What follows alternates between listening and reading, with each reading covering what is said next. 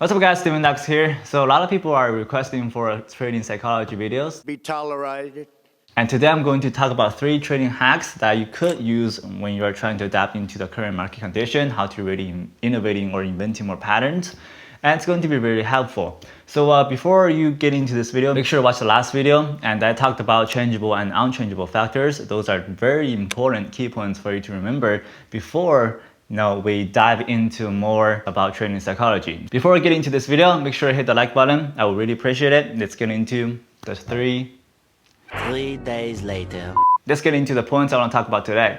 So the first one is there's 2 sides. You can go either long, you can go either short. I'm a short bias trader. So the reason why I'm a short bias trader is, as you know, I tracked a lot of spreadsheets and I figured out most of the edge are existing in the short side compared to going long. Now, I'm not saying that there's no edge in the long side.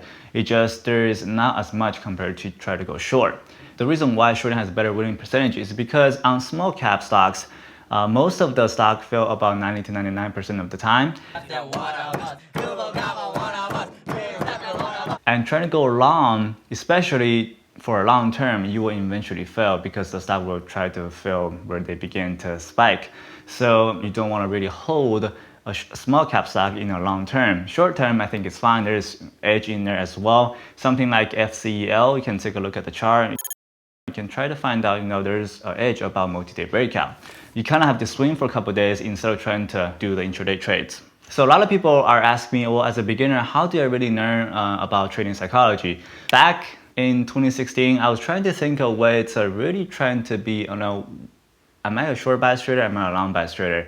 So when I go into study trying to go long, you kind of have to study on the short side as well because market, it's a very competitive ground, and shorting, it's basically you are using a counter strategy to go against long, and long is trying to use a counter strategy to go against short. Now, typically short squeeze happens really fast because it's an emotional squeeze. So going long into short squeeze, you can make a really fast profit out of a specific ticker. But going short, you kind of have to wait for a long term and for stock to fade because you're trying to aim for the stock start to lose liquidity and people start getting frustrated, start selling their shares. So there's a difference of how fast you can get a specific risk reward. So going long can get faster and much better risk reward compared to shorting in terms of time period. Now let's talk about trading psychology. When I'm trying to study long, majority you want to try to think about not people trying to go long and people trying to go short. So at which time zone or which point the stock decides to spike to and slowly start to cover their shares, causing another short sellers to cover their shares as well and make all the short sellers panic, causing a huge short squeeze. That's where you win trying to go long in a consolidation area. When I'm trying to go long at a certain point of stock, I will try to think, okay, so the stock already went parabolic, and a lot of people try to short it, they already failed, they're holding, they're desperate, waiting for the stock to come down. Now, if the stock doesn't come down, they will become more nervous because short seller doesn't really want to hold their shares overnight. That's where it gets a little bit tricky, is because overnight fees are really expensive. They tend to cover right before the market close.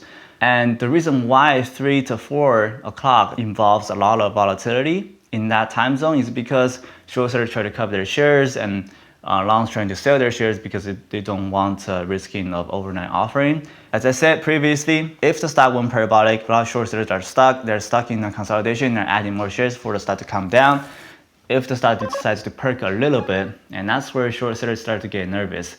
At a certain point, you will know after you're tracking up statistics that if stock decides to perk about, say, 10%, 20%, depends on which market cap zones you're using, it will start causing a huge short squeeze, especially in the afternoon. That's where you are manipulating short sellers' mindset to try to take advantage of going long. That's where trading psychology comes into play into the current market condition. So number 1 hack for beginner is I would suggest to track specific consolidations on intraday. I would say 3 hours or longer. And that's where you can figure out if the shorts are nervous or longs are nervous in specific situations. I'll put them into certain spreadsheets and try to figure out the actions between 3 p.m. to 4 p.m. That's where you can take advantage of short sellers or people trying to go long. That's number 1. Number 2, trading psychology also involves interchangeable factors and unchangeable factors. Unchangeable factors are something like flow, market cap zones, offerings, and warrants. All those type of factors are not changeable. So when the stock already did some type of event, as I talked about last time, you can manipulate the psychology of people that were stuck in the stock and trying to get out. That's where you are manipulating people already went long a year or 2 years ago, and they're stuck in a really low price. They don't want to take their losses, and they're waiting for a stock to come back to the original area for them to, cut it even to make a profit. The first one, you're trying to take advantage of people that are stuck into intraday consolidation. Second one is you're trying to take advantage of people that are holding in long term. So the third one, you can be traded as a factor. You can trade as a psychology as well. And the main factor about it is called volume. And the volume is how many shares you're trading on intraday. You can use that type of factor to compare with people that are trying to go long or short to figure it out, what's the best strategy when the stock hits to a certain point. You can either use dip buy or shorting double top. Now let's dive into this specific psychology. So typical volume that were generated in normal day or on intraday will be anywhere between 10 million to 40 million. Now when stock trades a large amount of volume, something that called pretty ridiculous will be 100 million to 200 million. That's where stock gets super crowded. Now when stock gets super crowded, that also means there's a lot of people are having different opinions. They're going long, they're going short, and there are multiple Eventually. competitiveness. Can I use competitiveness? Okay. So when a city gets more population, there will be more competitiveness in the city. That also means a lot of people have different opinions, and people are trying to go long, people are trying to go short. There's conflicting factors involved in the stock. So that is the 3 hacks for trading psychology, and hopefully guys you enjoyed it. Make sure to leave a question below. So if you have any questions, and that will be the end of this video. So thank you very much, and I will see you guys next time. When the stock makes a major move and can be fast and emotional, that's where you can take advantage of trying to go dip buy into a very crowded stocks. That will lead to you have a massive amount of risk reward, is because competitiveness makes certain industry perfect. And when there is a certain gap or a certain lot of opportunity were created by major panic or major emotional mistakes, that a lot of people are trying to fill into that opportunity. That's where dip buy works the best, when the stock has a higher market cap or a lot of volume.